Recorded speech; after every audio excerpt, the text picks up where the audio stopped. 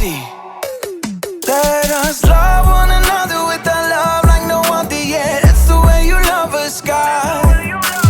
Never turn away, you are with us every day, yeah. That's the way you love us, God. Your love is always been beginning to end. There's never been a better friend. So let us love one another with our love like no other, yeah. That's the way you love us, God.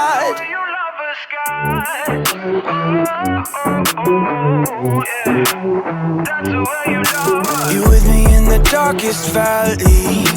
You with me on the mountaintop. I'm thankful that you never leave me, and that your love will never stop. Help me to be who you've been to me, to everyone I see. Let us love one another with our love like no other, yeah. That's the way you love us, God. Never turn away, you are with us every day, yeah. That's the way you love us, God. Your love is always been beginning to end. There's never been a better friend. So let us love one another with our love like no other, yeah. That's the way you love us, God. I wanna thank you for being a friend who's always by my side. I wanna thank you for the way you love me all my life. I wanna thank you for being a friend who's always by my side. I wanna thank you for the way you love me all my life. Love one another with our love like no other, yeah. That's the way you love us, God. Never turn away, you are with us every day, yeah. That's the way you love us, God. Your love is always been beginning to end. There's never been a better friend. So let us love one another with our love like no other, yeah. That's the way you love us, God.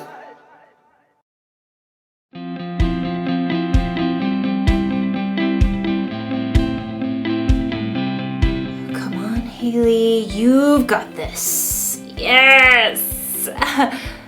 You ever notice with games like this, there's never really a winner. There just seems to be one big loser. That's how I feel with most games. It doesn't seem to matter how much I practice, I can't ever seem to win. It's true with everything. Badminton, lawn bowling,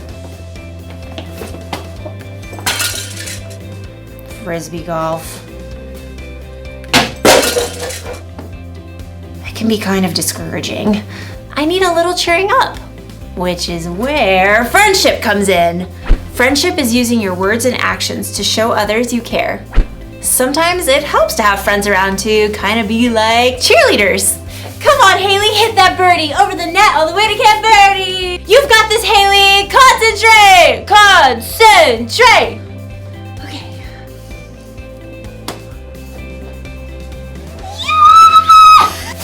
Woo! I know you can do it. Woo!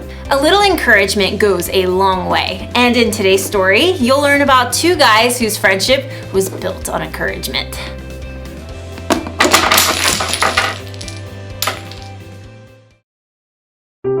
The Bible. It's 66 books of history, stories, letters, and poetry that fit together to form God's one big story.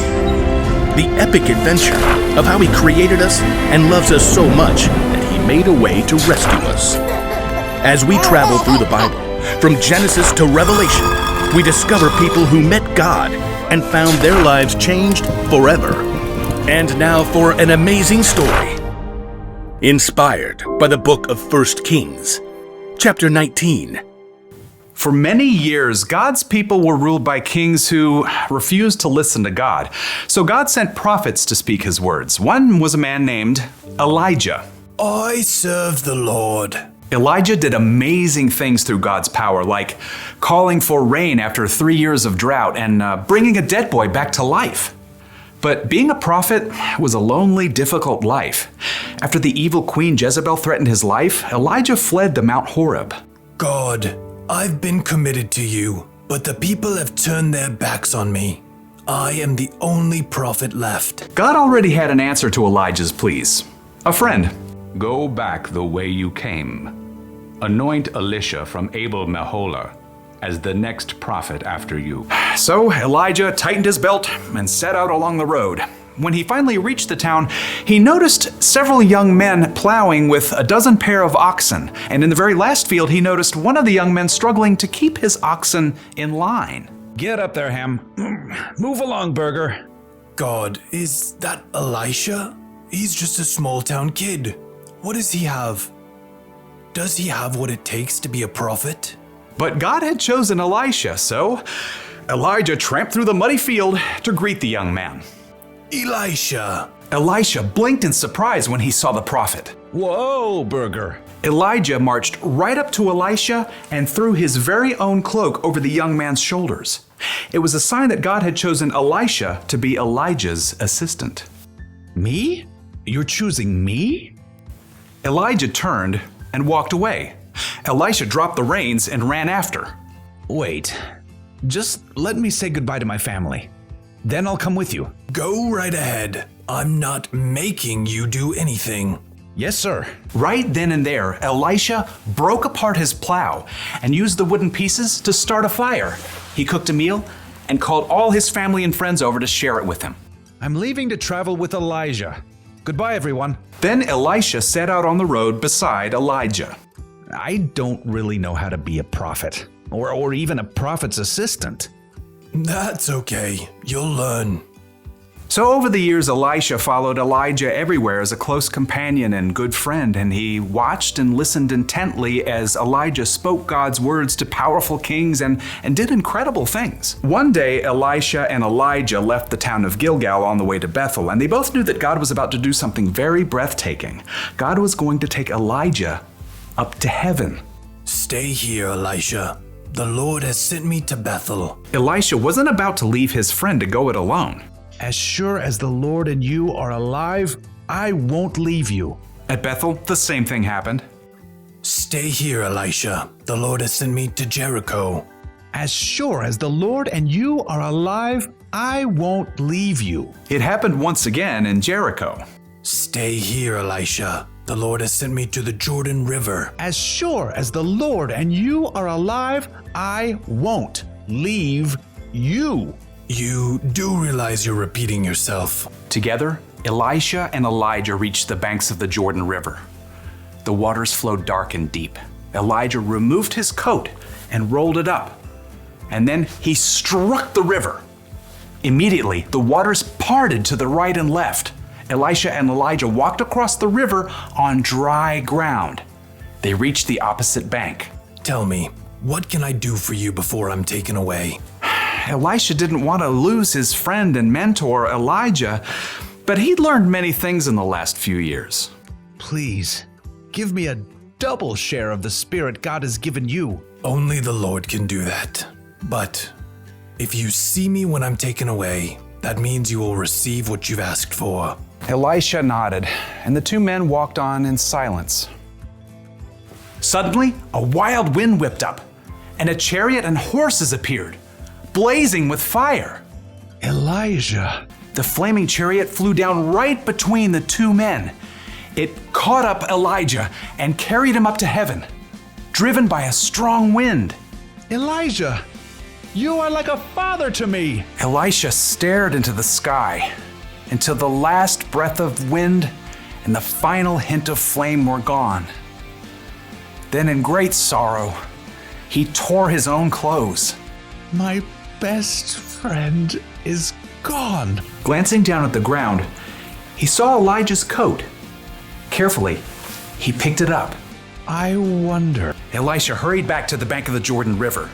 Again, the water flowed hard and fast. On the opposite bank, a group of prophets from Jericho watched. Look, there's Elisha. But where's Elijah? Across the river, Elisha twisted up Elijah's coat. He called out in a loud voice, Where is the power of the Lord? Where is the power of the God of Elijah?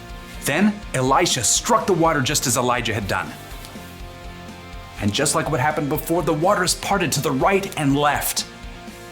The prophets from Jericho stared in amazement as Elisha crossed the river on dry land. The spirit God gave to Elijah has been given to Elisha. It was true. Elisha had been faithful to follow and learn from Elijah for many years, and now God's spirit was with Elisha just as it had been with his friend.